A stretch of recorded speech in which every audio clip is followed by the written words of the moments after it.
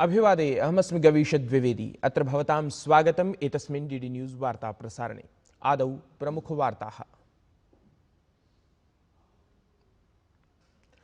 प्रधानमंत्री नरेंद्र मोदी अयोध्यायां श्री राम जन्मभूमि मंदिरे धर्मध्वजस्थापनपरे समारोहे भवेत् सम्मिलितः। समारोहार्थं सज्जता तत्र सम्पाद्यमाना। प्रधानमंत्री एक्स इत्यत्र लिखितवान्, प्रभुः श्रीरामः भारतवर्षस्य आत्मचेतनायाः गौरवस्य च आधारः अस्ति। सहैव प्रधानमंत्री कुरुक्षेत्रे आयोज्यमाने अन्ताराष्ट्रिय गीता महोत्सवे अपि भवेत् सम्मिलितः।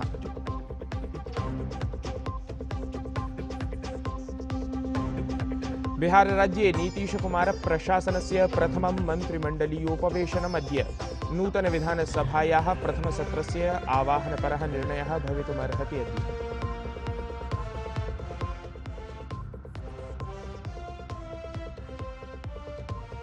प्रथमस्य जलपोतध्वंसवहनादिक्षमस्य INS माहे इत्येतस्य विशेषयुद्धपोतस्य औपचारिकरूपेण सम्मेलनं नौसेनायां जातम्।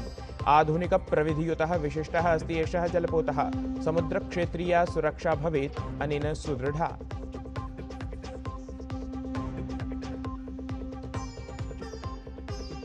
प्रसिद्धस्य अभिनेतुः धर्मेन्द्रस्य निधनेन समग्रमपि चलच्चित्रजगत् शोकान्वितम्। मुम्बै इत्यत्र परिवारेण कृतः अन्त्येष्टिसंस्कारः। राष्ट्रपतिः, प्रधानमन्त्री, अन्ये च वरिष्ठनेतारः, रङ्गकर्मिणः च प्रकटितवन्तः शोकम्।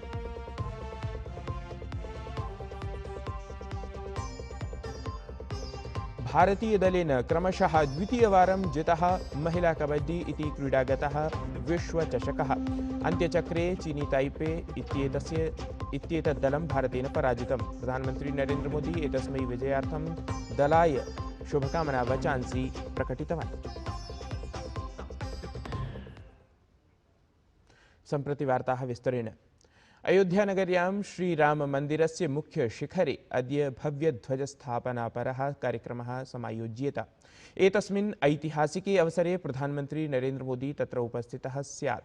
प्रधानमन्त्री तावत् जनसञ्चारपटले एतत् सम्बद्धं सन्देशमपि लिखितवान्। असौ लिखितवान् यत् प्रभुः श्रीरामः भारतस्य आत्मनः चेतनायाः गौरवस्य च आधारभूतः अस्ति। तावत् श्रीराममन्दिरपरिसरे सर्वाः सज्जताः पूर्णतां गताः सन्ति। सुरक्षाव्यवस्थायै तत्र सैन्यबलानि अपि नियोजितानि सन्ति। साकल्येन सम्पूर्णा हि अयोध्यानगरी उत्सवमग्ना दरीदृश्यते, यतः प्रसिद्धस्य श्रीराममन्दिरस्य मुख्ये शिखरे अद्य केसरध्वजः उत्तोलितः भवेत्। 2.5 किलोग्राम भारयुतायां धर्मध्वजायाम् एतस्यां सूर्यस्य, प्रणवाक्षरस्य, वृक्षविशेषस्य च अङ्कनं कृतमस्ति। धर्मध्वजस्थापनपरः अथ वन्दनपरः एषः कार्यक्रमः ऐतिहासिकः, दिव्यः, भव्यः च भवेत् इति भाव्यमानमस्ति।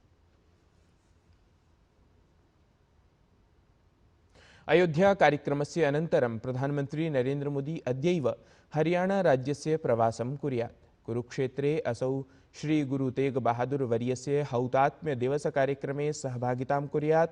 अथ कुरुक्षेत्रे प्रवर्तमाने अन्ताराष्ट्रिय गीता महोत्सवे असौ सम्मिलितः भवेत्। तत्रैव भगवतः श्रीकृष्णस्य सम्मानने निर्मितस्य शङ्खस्य पाञ्चजन्य इत्यस्य उद्घाटनम् अपि असौ कुर्यात्।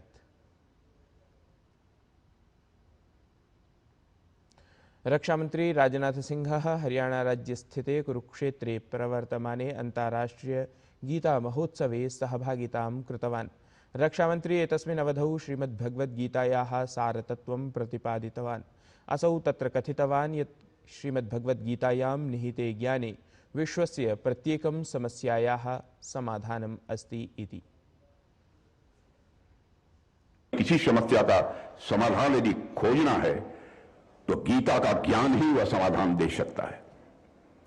जिस बात को आज दुनिया इतना प्रचारित करती है, वह बात श्री कृष्ण ने 5000 वर्ष पहले बता दी थी कि मनुष्य का व्यवहार उसके विचारों से बनता है और विचारों का शुद्धिकरण केवल भक्ति और योग से ही होता है।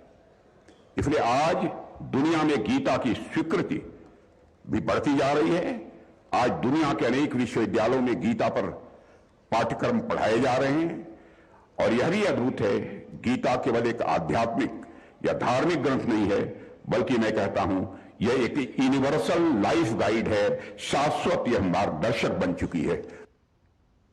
तत्रैव राजनाथसिंहः सिन्दूराभियानविषये कथितवान् यत् एतत् अभियानं केवलं सैन्यप्रतिक्रियामात्रं नासीत्, अपि तु भारतस्य आत्मप्रतिबद्धतायाः, आत्मसम्माननस्य, आत्मविश्वासस्य च अभिव्यक्तिः आसीत्। असौ सबलं वचनविशेषं प्रतिपादयन् उदाहृतवान् यथा भगवान् श्रीकृष्णः अधर्मं विरुध्य योद्धुं बलं प्रदत्तवान्, तथैव भारतेन अपि आतङ्कवादं विरुध्य कठोरकार्याचरणं कृतम् इति। साथियों, पहलगाम का वह विभत्स क्षण आज भी राष्ट्रीय स्मृति को विचलित करता है। भारत गीता का देश है, जहां करुणा भी है और युद्ध भूमि में धर्म की रक्षा की प्रेरणा भी है। साथियों, ऑपरेशन सिंदूर को मैं मानता हूं केवल एक सैन्य कार्रवाई नहीं थी, बल्कि वह भारत की आत्म प्रतिबद्धता, आत्मसम्मान और आत्मविश्वास की उद्घोषणा थी। भगवान श्री कृष्ण ने भी पांडवों को यही समझाया था कि युद्ध बदले की भावना या महत्वाकांक्षा के लिए नहीं, बल्कि धर्मपूर्ण शासन की स्थापना के लिए लड़ा जाना चाहिए। ऑपरेशन सिंदूर के दौरान हमने भगवान कृष्ण के संदेश का ही पालन किया है, मैं देवियों सज्जनों आपको बतलाना चाहता हूं। और इस ऑपरेशन ने पूरे विश्व को यह संदेश दे दिया कि भारत आतंकवाद के विरुद्ध न तो मौन रहेगा, न ही किसी भी सूरत में भारत कमजोर पड़े। भारतीय नौसेना स्वदेशस्तरे युद्धपोतादि निर्माणाभियाने महत्वपूर्णाम् उपलब्धिम् अवाप्नोत्। मुम्बै स्थिते नौसेनायाः जलपोत निर्माणाश्रयणि माहे इत्येतस्य श्रेणिकस्य प्रथमस्य जलपोतध्वंसवहनादिक्षमस्य INS माहे इत्येतस्य विशेषयुद्धपोतस्य औपचारिकरूपेण सम्मेलनं ह्यः अभवत्। कोचीन शिपयार्ड लिमिटेड इत्येतेन विशेषयुद्धपोतः एषः प्रतिशतम् 80तः अपि अधिकस्वदेशी सामग्रीभिः निर्मितः अस्ति। INS माहे इत्याख्यः विशेषयुद्धपोतः वस्तुतः आत्मनिर्भरभारतरूपोपक्रमदिशि नूतनोपलब्धित्वेन ख्यापितः अस्ति। एतेन युद्धपोतेन हि भारतीयनौसेनायाः प्रविधिगतक्षमतया सह स्वदेशस्तरीये युद्धपोतनिर्माणक्षेत्रे वर्धमाना आत्मनिर्भरता अपि प्रदर्शिता भवति। मुम्बै इत्यत्र जाते तस्मिन् समारोहे थलसेना प्रमुखः जनरल पदासीनः उपेन्द्र द्विवेदी अपि सम्मिलितः आसीत् इति विशेषः।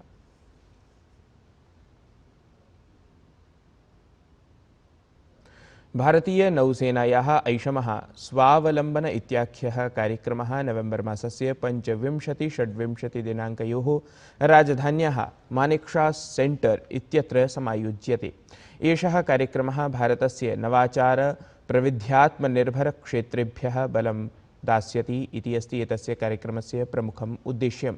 स्वावलम्बन इति कार्यक्रमविशेषः तादृशः प्रमुखः मञ्चः मन्यते यत्र नवोन्मेषकाः, नवाचारप्रयोक्तारः, उद्योगसम्बद्धाः जनाः अथ शस्त्रसम्भृतानि बलानि च सम्मिल्य कार्यं विधास्यन्ति।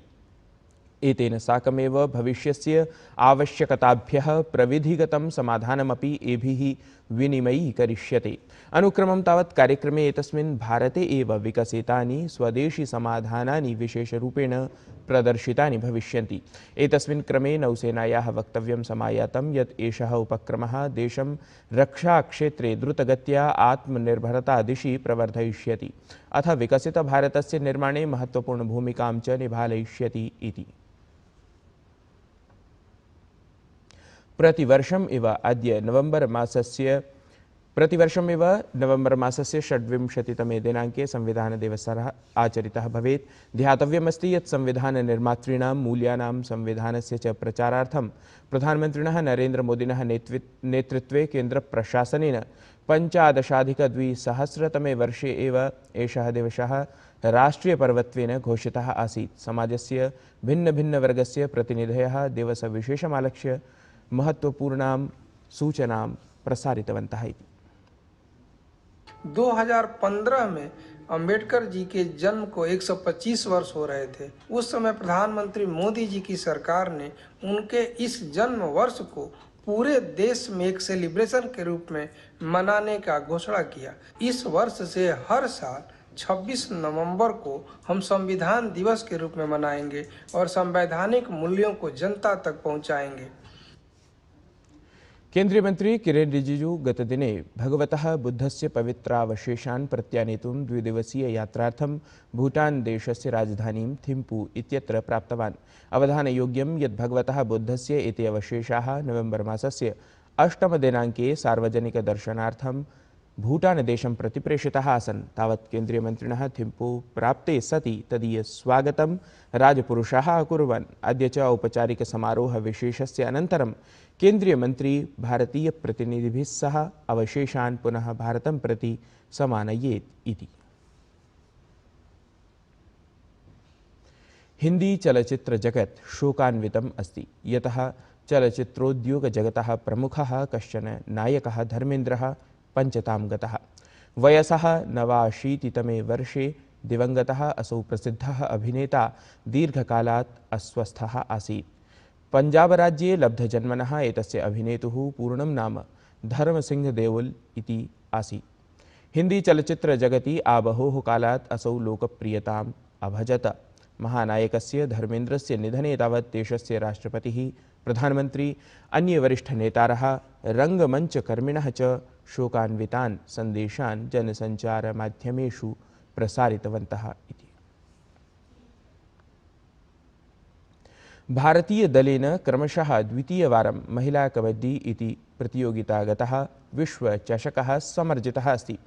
क्रीडायाम् अन्त्यचक्रे तावत् चीनी ताइपे इत्येतत् दलं भारतीयदलेन पराजितम्। प्रधानमन्त्री नरेन्द्र मोदी एतस्मै विजयार्थं दलाय शुभकामनावचांसि प्रकटितवान्। एतत् हि वार्ता संस्करणम् अधुना सम्पद्यते। अभिनवाभिः वार्ताभिः सह पुनः उपस्थास्यामः। तावन्मङ्गलं भूयात्।